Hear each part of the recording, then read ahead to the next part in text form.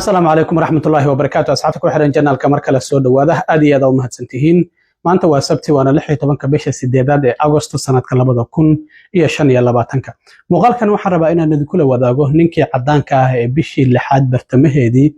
xildhibaanada ay ka tirsaneyd baarlamaanka gobolka Minnesota iyo saygeedii dilay sidoo kalena dhaawacay senator iyo waliba xaaskiisa dacwado federaal ahna horey loogu soo oogay ayaa hadda waxa xeerbeegti ay ku soo oogeen 8 dacwadood oo heer gobol ah hadaba dacwadahaasi maxay kala yihiin muxuuse ku kala mutaysan karaa labada dacwadood midda federaalka iyo midda heerka gobol ah ee hadda lagu soo oogay ayaan idinla wadaagaya wasiirka gaadiidka dawladda Mareykanka oo sheegay in ka badan 1500 oo wadayaasha gawaarida waaweyn ee taraagyada ah laga joojiyay shaqadii wadista taraagyada sababo la xiriira luqadda Ingiriiskana waan idinla wadaagaya iyo Trump oo sheegay in madaxweynaha wadanka Ukraine Volodymyr Zelensky qaar kamid ah madaxda Europe iyo waliba xogayaha guud ee NATO uu warbixin ka siiyay kulankii shalay taariikhiga ahaa uu kula yeeshay magaalada Anchorage ee gobolka Alaska madaxweynaha wadanka Ruushka Vladimir Putin oo muhiimadda lagu saaray joojinta dagaalka Polter oo 58 jir ahaa ninkaasi oo 14 bishii 6 ee June ee sanadkan dilay xildhibaan ka tirsan baarlamaanka gobolka Minnesota gaar ahaan aqalka wakiilada iyo saygeeda oo ah Melissa Horman iyo Mark isla markaana gurigooda ku dhaawacay Senator John Hoffman iyo xaaskiisa isla markaana isku dayay inuu dilo waliba gabadhooda yar oo markaasi la joogtay ayaa hadda waxa lagu soo oogay dacwado heer gobol ah markii hore waxaan ogeyn in dacwado heer federaal ah lagu soo oogay hadda 8 dacwadood oo kala duwan oo waxa lagu soo oogay heer gobol ah waxa ku dhawaaqay arintaasi shir jaraa'id markii ay qabatay xeerlaaliyaha degmada Hennepin Mary Moriarty waxaana ay sheegtay in ay doonayaan in marka ay soo gabagaboobaan dacwadaha federaalka ee lagu haysto Vance Polter in dacwadahan heerka gobol ah uu wajaho ninkan waxaan ognahay markii dilalkaasi ama toogashadaasi uu geystay inuu cararay 48 saacadood ka badan markii la raadinayay waliba raadintii ugu ballaarneed ee taariikhda gobolka Minnesota qof la raadiyay ayaa la raadiyay waatii laga soo helay meel beeraley ah oo u dhow gurigiisa oo ku yaala Green Isle ee gobolka Minnesota marka ninkan Vance Polter hadda xabsi federaal ah ayuu ku jiraa laakiin dacwadahan hadda lagu soo oogay waa dacwado heer gobol ah hadaba 8 dacwadood ee lagu soo oogay ayaa waxa ay kala yihiin dil heerkiisu yahay midka koobaad oo waliba la soo qorsheeyay oo ku dilay xildhibaanad Melissa Horman iyo waliba saygeedii Mark taasi waa laba dacwadood oo ah dambi heerkiisu yahay midka koobaad isla markaana ah mid waliba la soo abaabulay oo loo soo diyaar garoobay 4 dacwadood oo waxa jirta isku day dil isaguna heerkiisu yahay midka koobaad ah waxaana yihiin 4taasi isku day dil 3 kamid ah waxa ay quseeyeen isku daygii dil oo isku dayay inuu dilo Senator John Hoffman iyo waliba xaaskiisa Yvette oo dhaawacmay iyo gabadhooda Hope oo la joogto oo waalidiintooda ay isku kortuureen si ay gabadhooda uga badbaadiyaan in risaastaasi ay haleesho 3 dambi oo isku day dil ah oo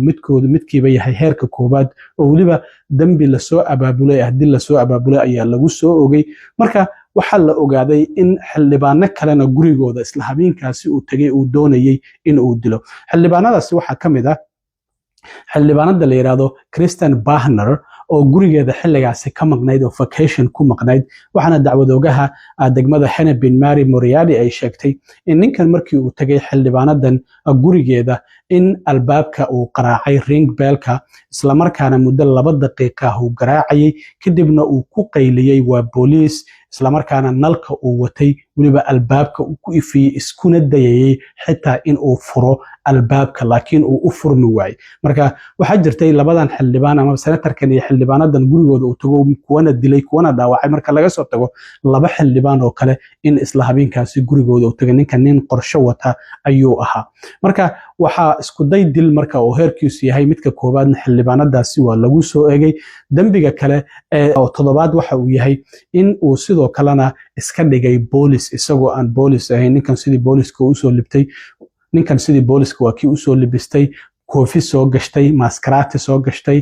baajkii booliska watay flashlight-kii watay hub kala duwan kuwana gaarigiisa ayaa laga helay kuwana markuu dilka ku geystay waa kii kala furfuray oo sidoo kalena la soo helay marka dacwadda ugu dambeysa waxay tahay xitaa xayawaanka meeshan waa loo doodaya eygii ay lahaayeen xildhibaanka uu dilay iyo saygeeda Melissa Horman iyo Mark eygaasi Gilbert ayaa la oran jiray markii goorba uu ku qayliyay markaas kadib waa uu toogtay eygii waa uu curyaamay markii dambana waa la israaciyay oo waa la dilay marka meeshan xayawaanku mararka qaar marka uu duqoobo marka dhaawac halis uusan ka soo kabsan karin horay ay isku sii dhaafiyaan oo waa ay dilaan marka xeeralyaha degmada Hennepin waxay sheegtay in si ula kaca eygaasi uu u toogtay marka waxa lagu soo eedeeyay xaasidnimo uu xayawaan kula kacay marka waa dambi felony ah iyaduna sidoo kale dambiyada 8 ah ee lagu soo oogay ay ku jirtaa marka dacwadaha federaalka oo horay loogu soo oogay Vance Bolter waxay kala hayeen 2 dambi oo ah dil 2 dambi oo ah ilaalaysi dadka uu dilay inuu ilaalaystay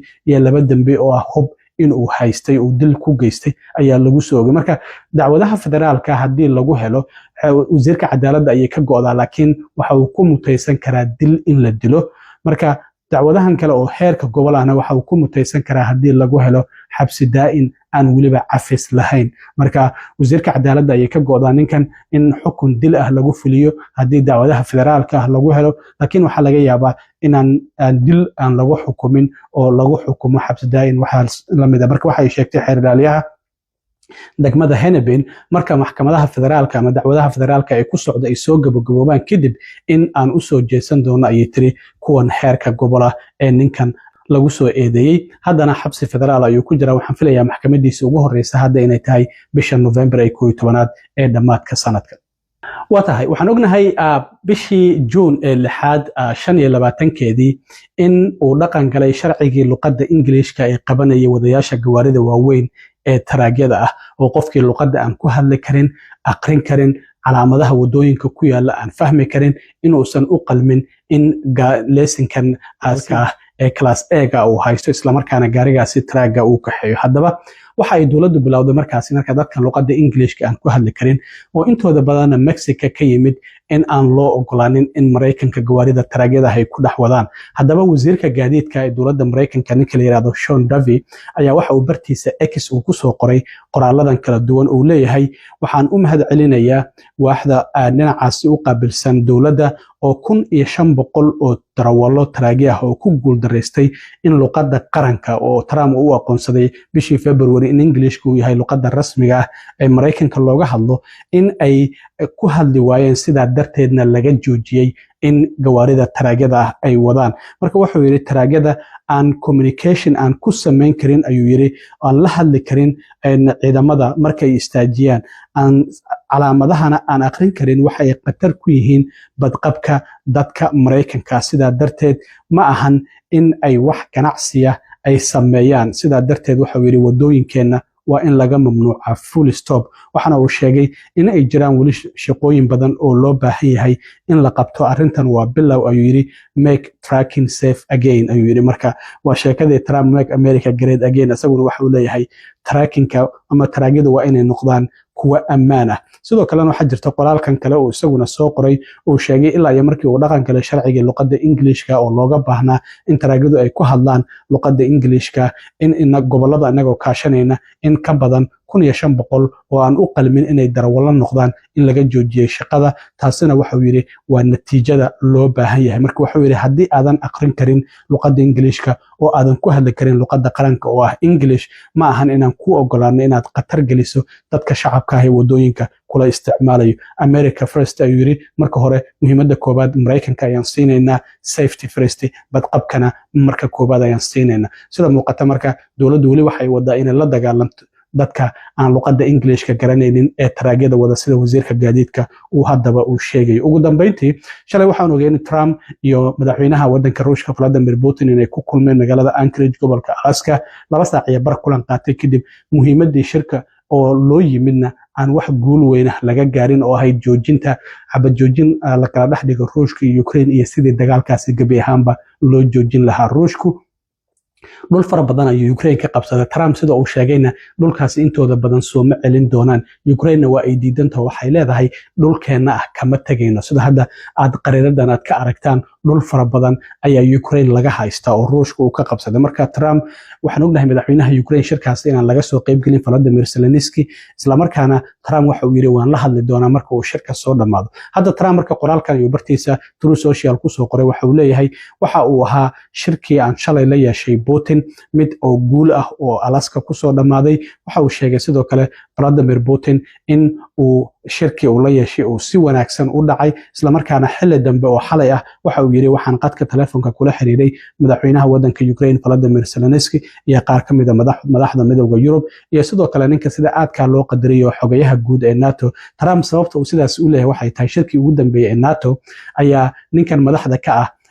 NATO waxa uu Trump ugu yeeray daddy amaba aabo iyadoo marka arrimo laga hadlaya ayaa waxa uu yiri haddii ilmuhu ay daro sameeyaan waa inay aabaha ka baqaan marka sidaa darteed Trump in la faaniyo waa uu jecel yahay marka ninkaas maadaama daadi ugu yeeray hadda isaguna waa uu amaanaya wuxuu leeyahay ninka sida aadka loo qadariyo xogayaha guud ee NATO ah marka waxa uu yiri waa inaga go'an tahay ayuu yiri in aan dagaalkan qaabtarada ah aan soo gabagabayno oo u dhaxeeyo Ruushka iyo waliba Ukraine waxaana uu sheegay si toosana waxaan u baahanahay in heshiis nabadeed loo aado oo dagaalkan lagu soo gabagabaynayo waxa uu yiri ma doonayno heshiis xabad joojin macnaha xabad joojin mar inta la bilaabo waxa uu yiri taasi oo inta badanba aan la dhaqan gelin oo xabadaasi aysan noqon mid sii jirta sida darteed madaxweyne Zelensky waxa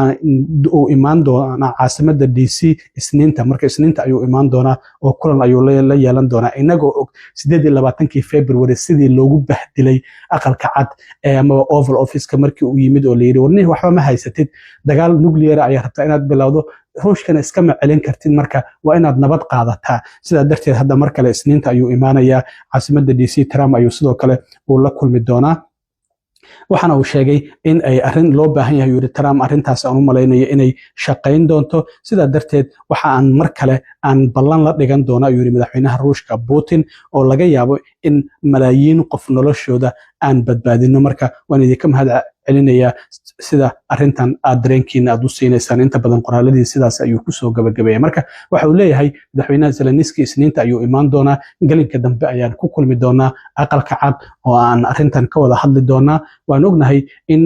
Zelensky aan shirkii shalay laga soo qayb gelin oo qas muhiim ay ahayd in laga soo qayb geliyo laakiin Putin ma ogola inuu hor fadhiisto madaxweynaha Ukraine marka waxa laga yaabaa marka kulanka dambe in la qaban qaabiyo in labada dhinac la iska hor keeno ay wada hadlaan isla markaana heshiis laga gaaro la soo gabagabeeyo dagaalkan 3 sano iyo bar socday oo Ruushka iyo Ukraine u dhaxay aad iyo aad u mahadsantiin asxaabta intaan mar kale kulmi doono waa saaxiibkiin cilmi waaro idin la sida iyo nabadgelyo